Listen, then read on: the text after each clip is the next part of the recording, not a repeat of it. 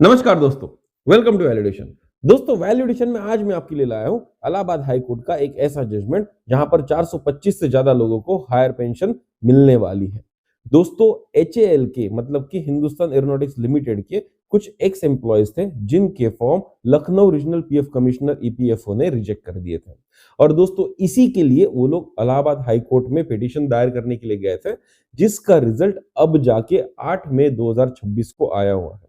दोस्तों ये जजमेंट दो हिस्सों में आया था, क्योंकि टोटल 425 लोग थे, तो 200 लोगों का जजमेंट जो आ गया था वो आया था दिसंबर 2025 में, और जो बाकी 225 लोग थे उनका जजमेंट आया था अभी 8 मई 2026 को। और इन सब की अगुवाई की थी श्री अतुल कपूर जी ने। दोस्तों ये जो फाइट है, ये फाइट बहुत इंपॉर्टेंट है, क्योंकि ये फाइट हमारे हक की फाइट है। हमारे साथ गलत किया जा रहा है, हमारे फार्म आनन फानन रीजन देकर रिजेक्ट किए जा रहे हैं, और इसके लिए लड़ना बहुत जरूरी है। और इसीलिए ये सारे केसेस बहुत ही इंपॉर्टेंट हो जाते हैं। बहुत ही क्रिस्प जजमेंट आया, कम से कम पन्नों में आया हुआ अभी तक का ये सबसे बेहतरीन जजमेंट मैं मानता हूँ, क्योंकि इतने कम पन्नों में अभी तक कोई जजमेंट नहीं आया। और इससे आप सबको प्रेरणा मिलेगी कि जब आप अपना केस लड़ने के लिए हाई कोर्ट या किसी और कोर्ट में जाएंगे, तो इन सब केसेस का आप रेफरेंस दे सकते हैं। दोस्तों ईपीएफ हायर पेंशन से रिलेटेड जितने भी केसेस है वो सब मैं आपके सामने लाता हूँ, उन सबके डॉक्यूमेंट आपको देने की कोशिश करता हूँ, ताकि जब आप खुद कोर्ट में जाए तो आपकी लड़ाई आसान हो जाए। यही अगर आप 2 साल पहले की बात करेंगे तो लड़ाई बहुत कठिन हुआ करती थी, क्योंकि सब पॉइंट खुद आर्ग्यू करने पड़ते थे। लेकिन अब इलाहाबाद हाईकोर्ट का जजमेंट आ चुका है, बॉम्बे हाईकोर्ट का जजमेंट आ चुका है, कलकत्ता हाईकोर्ट का जजमेंट आ चुका है, मद्रास हाईकोर्ट का जजमेंट आ चुका है, पंजाब हरियाणा हाईकोर्ट का जजमेंट आ चुका है। ऐसे कई सारे हाईकोर्ट का जजमेंट आ चुके हैं, तो आपको अब ज्यादा आर्ग्यू नहीं करना पड़ेगा। आज अगर कोई कोर्ट में जाता है तो शायद उसका रिजल्ट 4 से 5 महीने में लग जाएगा, क्योंकि इतने सारे जजमेंट का बैकअप आपके साथ है। इतने सारे जज एक साथ तो गलती नहीं कर सकते, ये तो आपका जज भी मानेगा। और इसीलिए मेरी आप सबसे गुजारिश है कि आप भी कोर्ट में जाइए। तो चलिए आज का ये जो जजमेंट है मैं आपको क्रिस्प अगले 20 मिनट में पढ़ के बता देता हूँ, इसको समझा के बता देता हूँ, और इसको किस तरह से अपने फायदे के लिए इस्तेमाल करना है वो भी दोस्तों इस वीडियो के एंड तक जानेंगे। तो चलिए दोस्तों शुरू करते हैं हमारा आज का ये वीडियो, जहां पर हम डिस्कस करेंगे इलाहाबाद हाई कोर्ट का एक रिसेंट हायर पेंशन से रिलेटेड जजमेंट।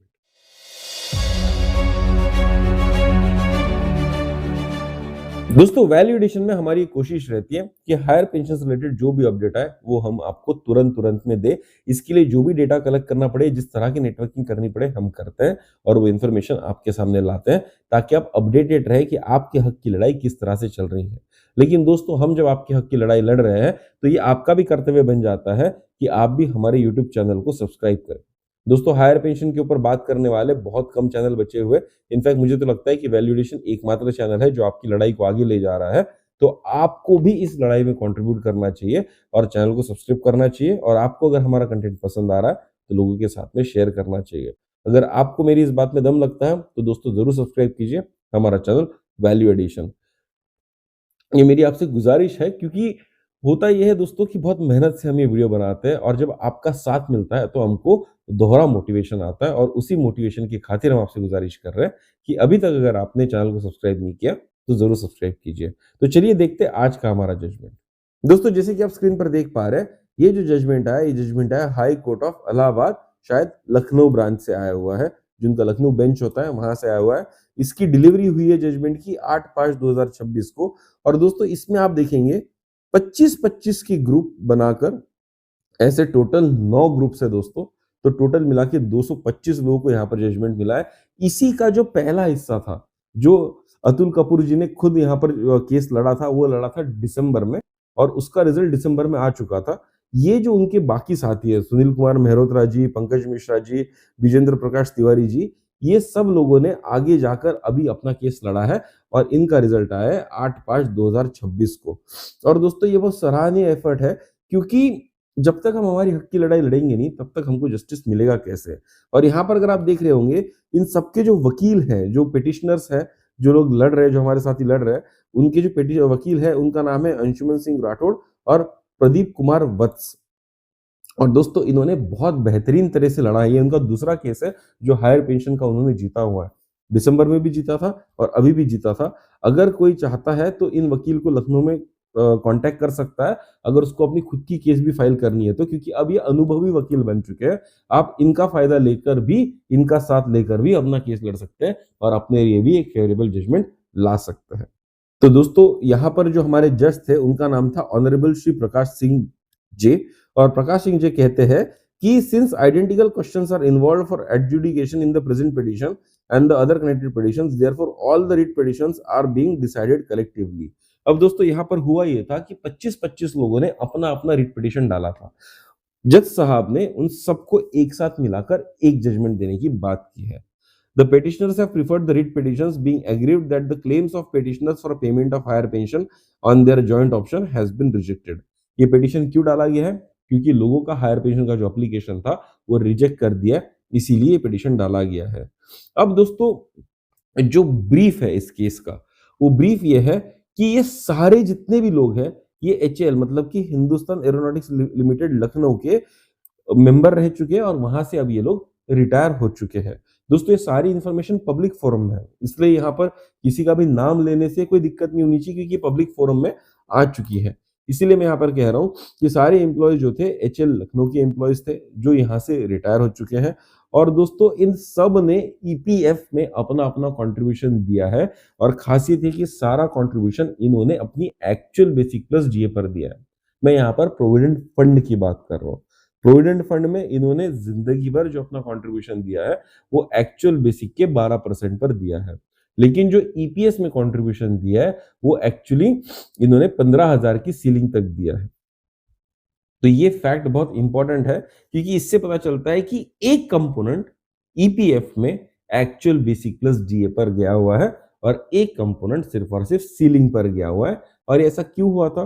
क्योंकि सुप्रीम कोर्ट का जजमेंट 2022 में जो आया था उसके पहले ऐसा कोई प्रोविजन ही नहीं था कि अगर आपको हायर पेंशन के लिए जाना है तो आप एक्चुअल बेसिक प्लस DA पर दे सकते हैं। ऐसा कोई प्रोविजन ना होने की वजह से ही आप सीलिंग पर दे रहे थे, और जब 22 का जजमेंट आ गया तो उसके बाद से आप हायर पेंशन के लिए अप्लाई कर सकते थे, लेकिन अप्लाई करने के बाद वो सारे फॉर्म रिजेक्ट कर दिए गए थे, ये कह के कि भाई आपके ट्रस्ट में सीलिंग रूल दिया हुआ है कि आप सीलिंग के ऊपर जाके कंट्रीब्यूट नहीं कर सकते, इसीलिए आपके फॉर्म रिजेक्ट किए जा रहे हैं। The dispute has arisen once the Regional Provident Fund Commissioner Lucknow rejected the joint option forms for higher pension on the ground that Rule 20.2.1 of HAL Trust Rules limits the pensionable salary to 6,500, despite the fact that the employer is contributing 8.33% on the actual salary and the pension has already been disbursed on the statutory ceiling of 15,000. The Regional Provident Fund Commissioner perhaps has considered Rule 20.1 and 20.2.1 of Trust Deed and has rejected the joint option forms on higher pension. अब दोस्तों यहाँ पर ये कह रहे हैं कि ये जो पूरा यहाँ पर डिस्प्यूट आया हुआ है, वो डिस्प्यूट क्यों आया हुआ है? क्योंकि रीजनल PF कमिश्नर ने इनके फॉर्म रिजेक्ट कर दिए, ये कह के कि आपके जो ट्रस्ट के रूल्स है वो आपकी सीलिंग फिक्स कर देते 6,500 की, जिसके ऊपर जाके आप कंट्रीब्यूट नहीं कर सकते EPS में। लेकिन मजे की बात पता है दोस्तों क्या है कि इसी PF ऑफिस ने जिंदगी भर इनका जो सीलिंग बढ़ता गया, जब 6,500 तक पैसा लिया इनसे EPS में, जब वो 15,000 हो गया तो 15,000 पे भी उनसे पैसा लिया, और इन सबकी जो पेंशन है वो दी गई 15,000 के रेट से। अब दोस्तों रूल क्या कहते हैं? 6,500 के ऊपर जाके नहीं कर सकते, लेकिन EPS में EPFO ने क्या एक्सेप्ट किया कि 15,000 पे भी आप कंट्रीब्यूट कर सकते हैं, और आपको जो पेंशन दी जाएगी वो भी 15,000 के सीलिंग के हिसाब से दी जाएगी। तो भाई एक तरफ तो आप हायर पेंशन का फॉर्म रिजेक्ट कर रहे हो, ये कह के कि आप 6,500 के ऊपर जा ही नहीं सकते, उसी तरफ जो नॉर्मल पेंशन आपने दी थी होती थी 15,000 से। तो भाई यहाँ EPFO खुद ही कॉन्ट्रडिक्शन में है कि वो क्या कर रहा है, और ये इस केस का मेन बेसिस फॉर्म होता है। The issue for adjudication herein is whether the ceiling on the contribution shall be applicable as per the trust deed or the higher permission would be payable as per the joint option forms for higher pension। तो मुद्दा यही है कि ceiling को मानना चाहिए या नहीं मानना चाहिए। The submission of learned counsel for the petitioners is that the respondents, without properly applying their mind and on layman's arbitrary grounds, have refuted to accept the joint option form and further denied higher pension, which caused great prejudice to the petitioners। जो petitioners के वकील हैं वो कहते हैं कि EPFO ने अपना एप्लीकेशन ऑफ माइंड यहाँ पर नहीं किया है प्रॉपरली, और बहुत आर्बिट्ररी ग्राउंड पे हमारे क्लाइंट्स के जो एप्लीकेशंस है वो रिजेक्ट किए हैं। He submits that Section 17(1)(c) of the 1952 Act provides that an establishment exempted under Section 17(1)(a) of the scheme shall not be exempted from the employees pension scheme framed under 6A। वकील साहब का ये कहना है कि अगर कोई organisation का जो पीएफ ट्रस्ट है वो एग्जेम्प्टेड है तो वो सिर्फ प्रोविडेंट फंड के लिए एग्जेम्प्टेड है, ईपीएस के लिए कोई भी एग्जेम्पशन लागू नहीं है। ईपीएस स्कीम ब्लैंकेटली फॉलो की जाती है। बार बार ये बोला जाता है कि एग्जेम्प्टेड ट्रस्ट, तो एग्जेम्पशन किसके लिए दिया है? प्रोविडेंट फंड के लिए दिया है कि कोई कंपनी चाहे तो अपना ट्रस्ट फॉर्म कर सकती है और अपना ट्रस्ट फॉर्म करके अपना फंड खुद मैनेज करके अपने एम्प्लॉयज को एक सुविधा दे सकती है, थोड़ा सा ज्यादा इंटरेस्ट भी दे सकती है। लेकिन क्या ईपीएस के लिए एग्जेम्प्टेड है? नहीं। क्यों? क्योंकि ईपीएस का पैसा जो ट्रस्ट है वो अपने पास नहीं रख सकती, वो पैसा ईपीएफओ को रेमिट कर देना पड़ता है। और जब ईपीएफओ को रेमिट कर देते हैं तो वो जो ट्रस्ट है उसको हायर पेंशन के लिए एग्जेम्प्टेड नहीं माना जा सकता for the purpose of EPS higher pension. तो दोस्तों यही इस पैराग्राफ में यहां पर बताया गया है। Further submission is that Regional Provident Fund Commissioner has wrongly relied upon the trust rules which prescribes the ceiling of 6,500 for disbursement of 8.33% towards the pension fund against a statutory enhancement to the tune of 15,000 by notification dated 20/8/2014, as the issue has already been dealt by the apex court in the case of RC Gupta, and therefore the rejection of the option given by the petitioner goes against the aforesaid settled law. He also submits that the ratio of the judgment in RC Gupta has been reaffirmed in the EPFO versus Sunil Kumar case reported in 2023। वकील साहब यहाँ पर कहते हैं कि supreme court की दो judgement आए थे, एक आया था आरसी गुप्ता केस का, एक आया था सुनील कुमार केस का, और दोनों में ही सीलिंग की बात कहीं पर भी नहीं की गई है। और जब दोनों ही कोर्ट सीलिंग को नहीं मानते हैं तो फिर यहाँ पर ईपीएफओ ऑफिशियल्स कौन होते हैं कि बीच में एक सर्कुलर निकाल देंगे 18 जनवरी 2025 को और उसमें लिख देंगे कि अगर ट्रस्ट में लिखा है कि सीलिंग के ऊपर नहीं दे सकते तो नहीं मिल सकती आपको हायर पेंशन। तो दोस्तों जज साहब यही बोल रहे हैं कि आप गलत रिलायंस कर रहे हैं ट्रस्ट रूल्स के ऊपर, क्योंकि सुप्रीम कोर्ट के दो जजमेंट है इस रिगार्ड में और कहीं पर भी कोर्ट ने ये नहीं कहा कि आपको ट्रस्ट रूल्स के ऊपर ध्यान देने की जरूरत है। Adding his arguments, he submits that the respondent authorities relying upon the ceiling provided under the trust rules have declined to accept the joint option, whereas the same is against the scheme 1995, which is statutory scheme and has the overriding effect over the trust rule. He added that the absence of a procedural clause cannot defeat the statutory right of higher pension conferred upon section so and so of 1952 and 1995. Therefore, the restriction in the form of ceiling would have no statutory restriction. ये जो point है इसका सीधा सीधा मतलब ये है, exempted trust ने अपने रूल्स बनाए, लेकिन ईपीएस स्कीम किसने बनाई? पार्लियामेंट ने बनाई, वो एक लॉ है। तो देश में जो भी लॉ होता है वो किसी भी ट्रस्ट के रूल्स के ऊपर जाके होता है, और अगर वो स्टैट्यूटरी लॉ है, मतलब जिसको मैंडेटरीली गवर्नमेंट को फॉलो करना है, तो उसकी वैलिडिटी और भी बढ़ जाती है। क्योंकि ये लॉ पार्लियामेंट ने पास किया हुआ है तो कोई भी ट्रस्ट रूल्स इस लॉ के ऊपर नहीं हो सकते, ऐसा यहां पर वकील का कहना है, जो बहुत ही लॉजिकल आर्ग्यूमेंट है। जो दूसरा यहां पर पॉइंट है वो रिलेट करता है फाइनेंशियल बर्डन से, और यहां पर वकील साहब कहते हैं कि ईपीएफओ अगर बार बार ये कह रहा है कि इससे एडिशनल फाइनेंशियल बर्डन आ जाएगा, तो ये एडिशनल फाइनेंशियल बर्डन ना ईपीएफओ के ऊपर आएगा, ना एम्प्लॉय के ऊपर आएगा, ना एम्प्लॉय के ऊपर आएगा। क्यों? क्योंकि एक्चुअल बेसिक प्लस डीए पे पीएफ में ऑलरेडी ये लोग कंट्रीब्यूट कर चुके हैं। जितने भी एम्प्लॉय यहाँ पिटीशन डाल रहे हैं इन सबका जो पीएफ कटा है वो एक्चुअल बेसिक प्लस डीए पर कटा हुआ है। तो आपको क्या करना है? आपको वो पीएफ से पैसा निकाल के ईपीएस में ट्रांसफर करना है, जिससे ना एम्प्लॉयर के ऊपर बर्डन आएगा, जिससे ना एम्प्लॉय के ऊपर बर्डन आएगा, और ना ही ईपीएफओ के ऊपर बर्डन आएगा, क्योंकि ईपीएफओ खैरात पे तो पैसा बांटेगा नहीं, पैसा लेने के बाद ही उसको इंटरेस्ट देगा, उसके ऊपर में इन्वेस्टमेंट करेगा और उस इन्वेस्टमेंट से पैसा निकाल के एम्प्लॉयज को देगा। तो फाइनेंशियल बर्डन की जो बात बार बार ईपीएफओ कर रहा है वो बिल्कुल भी वैलिड नहीं है, ऐसा लॉजिकली यहाँ पर वकील साहब कह रहे हैं। और जो लास्ट आर्ग्यूमेंट यहाँ पर वकील साहब ने दिया है वो ये दिया है कि भाई जो सेंट्रल स्कीम है 1995 की ईपीएस की, उसमें एक क्लॉज है, वो ये क्लॉज है कि अगर स्कीम में कोई बेनिफिशियल अमेंडमेंट आ जाता है तो वो बाय डिफॉल्ट सारे मेंबर्स को अप्लीकेबल हो जाएगा, चाहे आपके ट्रस्ट रूल्स वो मान्य करते हो या नहीं करते हो। अब दोस्तों ऐसा सरकार क्यों करती है? क्योंकि इंटरप्रिटेशन का इश्यू आता है कि भाई जब 3-4 चीजें अलग-अलग तरह से इंटरप्रेट हो रही है तो क्या लागू होगा? तो लागू वही होगा जो देश का कानून है। और कानून क्या है? एपीएस 1995 और उसके जो भी अमेंडमेंट पार्लियामेंट पास करती है या पीएफ ऑफिस जिसको ये पावर डेलीगेट की गई है, वो अपनी पावर को यूज करके अगर स्कीम में कुछ भी अमेंडमेंट लाता है और वो बेनिफिशियल है, तो वो अपने मेंबर्स को बाय डिफॉल्ट एप्लीकेबल हो जाता है, जिसका स्टैट्यूटरी प्रोविजन स्कीम में दिया हुआ है, जो कहां पर दिया गया है? Paragraph 27 A of the scheme. ये बहुत क्लियरली ये चीज कहता है। ये दोस्तों यहां पर वकील साहब का, जो लोग केस डाले हैं पिटिशनर्स, उनके वकील का आर्ग्यूमेंट था। ईपीएफओ क्या कहता है? On the other hand, the learned counsel appearing for the respondents 1 and 2 submits that trust rules are framed by HL under the statutory provision which provides the ceiling of contribution by the employer and the employees, and therefore the same restricts the contribution on actual salary as is prescribed under the 1995. It is further submitted that the trust rules do not provide any permit for exercising any joint option either by the employer or by the employee to contribute over and above the ceiling limit, and since there is no amendment in the trust rules regarding the ceiling limit, therefore it is binding upon the petitioners.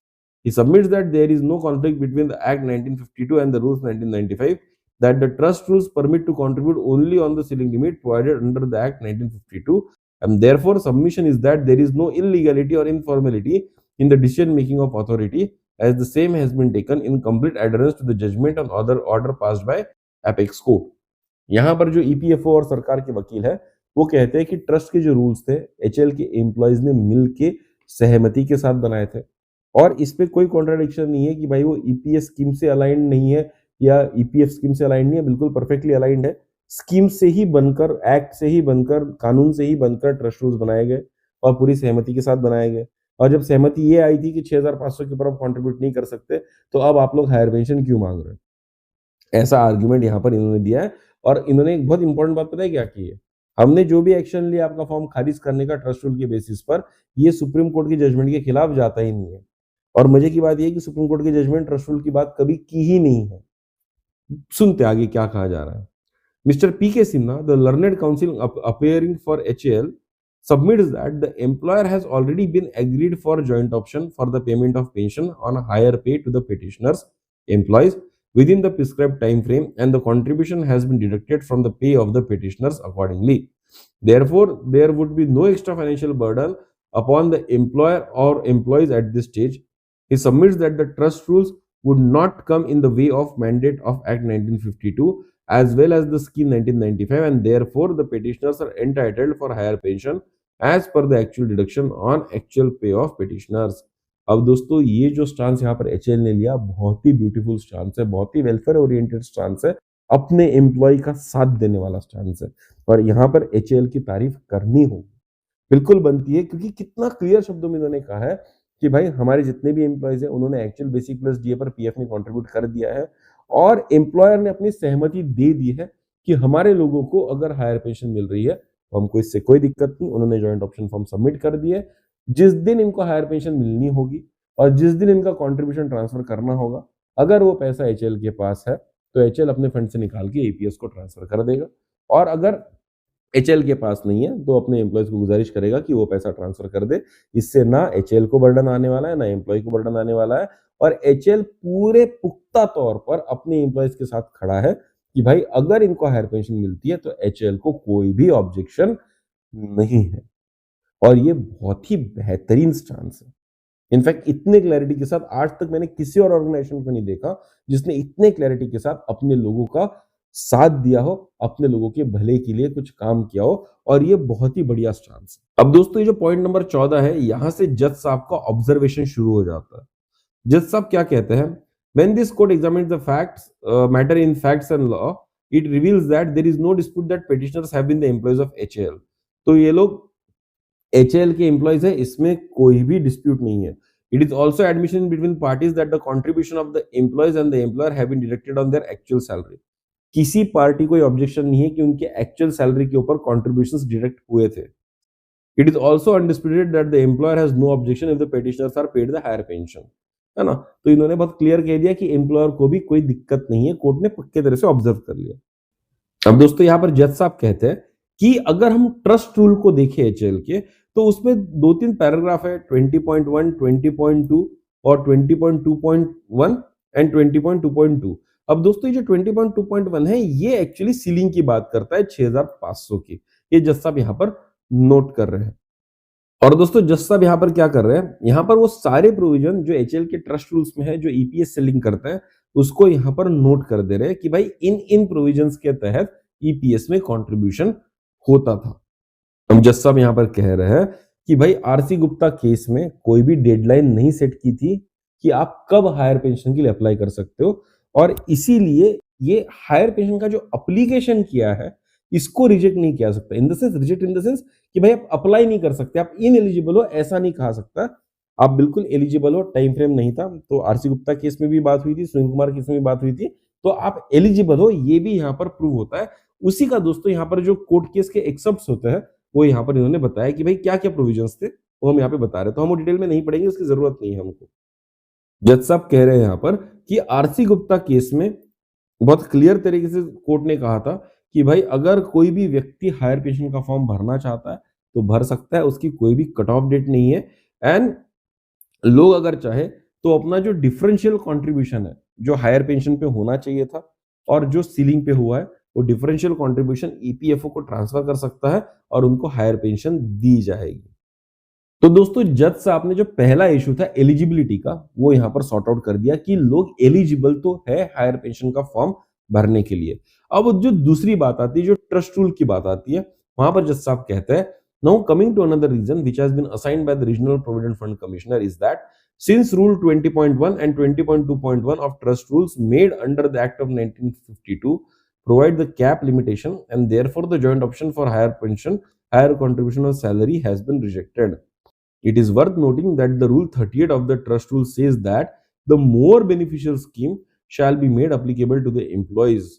अब दोस्तों जज साहब कह रहे हैं कि जो main contention था इस केस का, ट्रस्ट रूल्स, उसको देखकर ईपीएफओ ने फॉर्म रिजेक्ट कर दिए।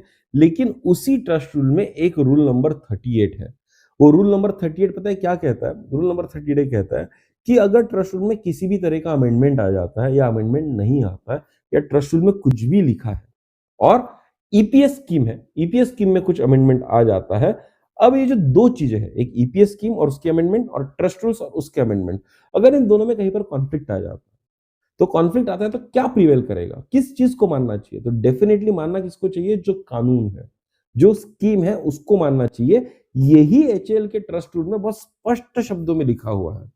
अब जो बात मैंने आपको कही वो देखिए यहां पर लिखी हुई है, any amendment to the scheme which is more beneficial to the employees than the existing rules of the establishment shall be made applicable of them automatically pending formal amendment of rules of the trust.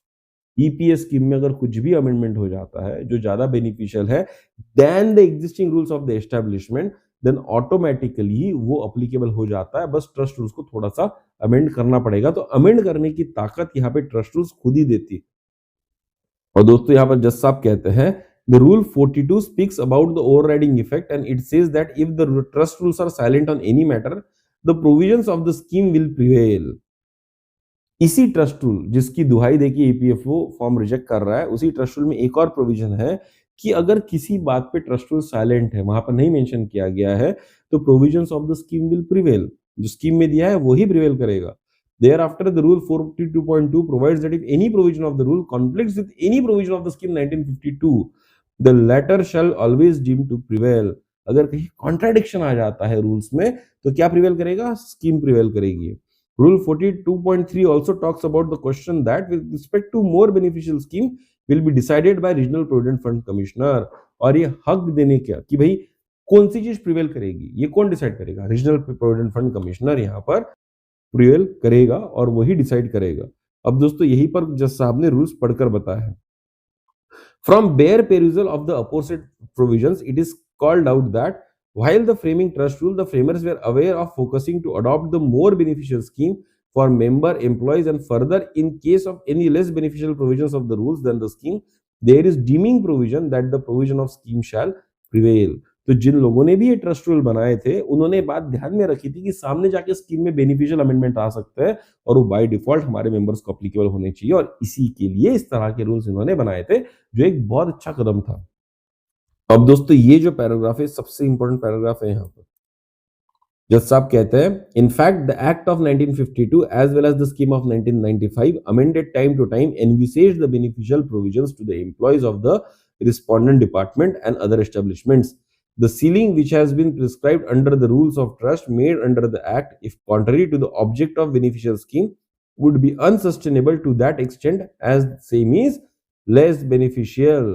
तो जो scheme है, जो act है, वो खुद ही कहता है कि भाई अगर कोई भी बेनिफिशियल प्रोविजन है तो डायरेक्टली लगेगा, तो सीलिंग, ट्रस्ट रूल्स, ये सब चीजें बताने की कोई जरूरत नहीं है।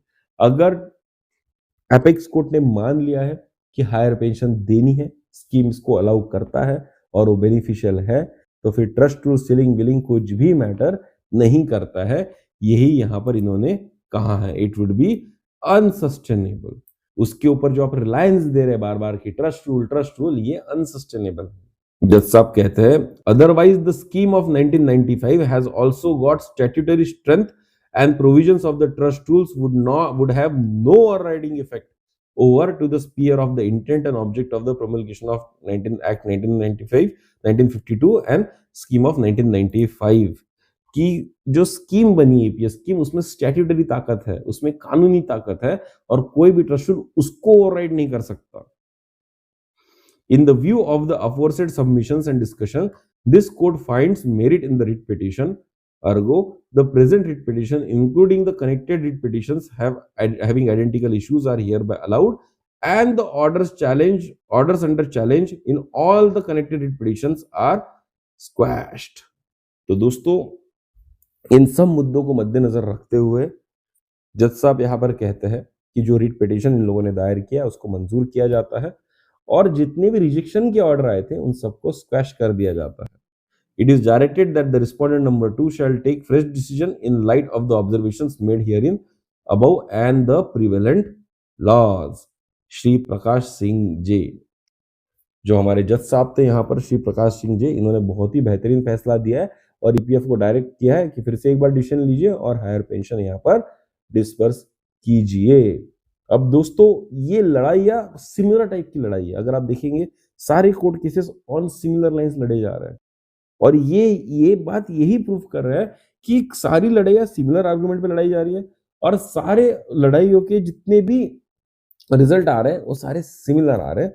तो कहीं ना कहीं पर एम्प्लॉयज का जो हक है हायर पेंशन का, वो रिकॉग्नाइज किया जा रहा है।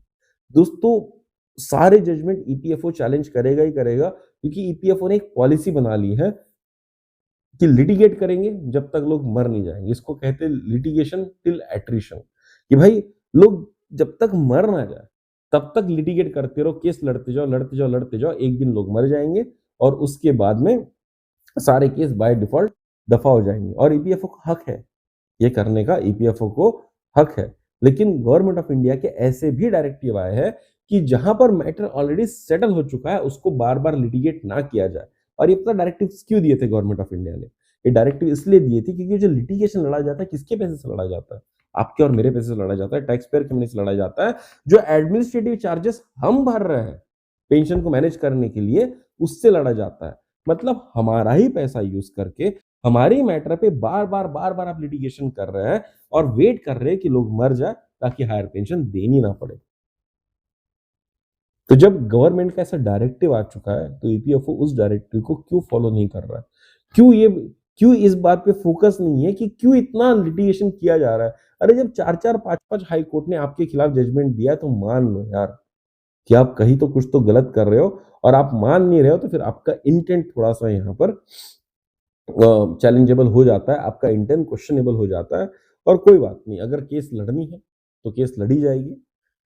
जिस तरह से ये 225 लोगों ने केस लड़ी है, जिस तरह से 5000 लोगों ने केस लड़ी थी कर्नाटक हाई कोर्ट में, जिस तरह से बॉम्बे हाई कोर्ट में लोगों ने केस लड़ी, कलकत्ता हाई कोर्ट में केस लड़ी है, लोग लड़ेंगे, कोई ना कोई लड़ रहा है। और ऊपर से एक national confederation of pensioner association NCPA form हो चुका है, जहां पर अलग अलग कंपनीज के जो यूनियंस एंड एसोसिएशंस है, जो ग्रुपिंग्स है, वो मिलकर एक कॉमन फ्रंट क्रिएट कर रहा है और अब ये लड़ाई अपनी एक्चुअल एंड पे आएगी। हमारे जो श्री बी एन अग्रवाल जी हैं, उन्होंने एनसीपीए का फॉर्म किया है। एनसीपीए के डिटेल्स दोस्तों मैंने यहाँ पर डिस्क्रिप्शन बॉक्स में देकर रखे हैं। अगर किसी को ऑर्गेनाइजेशन ज्वाइन करनी है तो कर सकता है, लेकिन याद रखिएगा उसको ज्वाइन करने के 3-4 कंडीशंस है। पहली कंडीशन है कि आप एक ऑर्गेनाइजेशन होनी चाहिए, आप एक ग्रुप होनी चाहिए। अगर आपने रजिस्टर नहीं किया कोई बात नहीं, छोटा सा रजिस्ट्रेशन प्रोसीजर होगा, आप रजिस्टर करके अपने ग्रुप बना लीजिए और आपने कोर्ट में केस डाला होना चाहिए। अगर आप अपने हक के लिए लड़ने के लिए तैयार नहीं है तो एनसीपीए आपको एडमिट नहीं करेगा, क्योंकि एनसीपीए बनाया गया है मिलकर यूनाइटेड फ्रंट क्रिएट करने के लिए, यूनाइटेड फ्रंट के साथ लड़ने के लिए। और अगर आप एक ऐसा ग्रुपिंग हो, एक ऐसा ग्रुप ऑफ पीपल हो जो लिटिगेट करने के लिए तैयार है, तो एनसीपीए आपको मदद करेगा, एनसीपीए आपको गाइड करेगा, इस तरह की इंफॉर्मेशन आपको पहुंचाएगा जिसको यूज करके आपका केस जल्दी से जल्दी रिजॉल्व हो सकता है। दोस्तों ये लड़ाई ऑलरेडी 2-3 साल से चल रही है और अभी लॉजिकल कंक्लूजन पे आने वाली है। डिवीजन बेंच में चैलेंज भी करेंगे तो 4-5 महीने के ऊपर केसेस नहीं चलेंगे, मुझे पता है। By the end of 2026 division benches के रिजल्ट आ जाएंगे और एंड में अगर ईपीएफओ चाहे तो सुप्रीम कोर्ट जा सकता है। लेकिन मुझे ऐसा लगता है कि जो डायरेक्टिव्स गवर्नमेंट ऑफ इंडिया ने दिए हैं कि अननेसेसरी लिटिगेशन अवॉइड करनी चाहिए, ये लिटिगेशन सुप्रीम कोर्ट में फिर नहीं जाएगा, क्योंकि सारे हाई कोर्ट ने बार बार ये बताया कि सुप्रीम कोर्ट की जजमेंट की अवहेलना आपने की है। और ईपीएफओ अगर सुप्रीम कोर्ट में चले जाता है तो कंटेम्प्ट का केस लगने के पूरे चांसेस बन जाएंगे और इसीलिए शायद ईपीएफओ सुप्रीम कोर्ट में नहीं जाएगा। तो 1-2 डिवीजन बेंच की अगर जजमेंट आ जाएंगे तो उससे रिलीफ मिल जाएगा। दोस्तों मेरी फिर से आपसे गुजारिश है, अगर आपने आज तक अपने हायर पेंशन के लिए कोर्ट में केस नहीं डाला है तो बिल्कुल डालिए, मिलकर डालिए, खर्चा कम आता है। इस केस का मैं आपको एक फाइनेंशियल बेनिफिट आपको बता देता हूँ, क्योंकि 425 लोगों ने केस लड़ा था तो हर आदमी को हार्डली 2-2 हजार रुपए का खर्चा आया, कुछ ज्यादा खर्चा भी नहीं आया।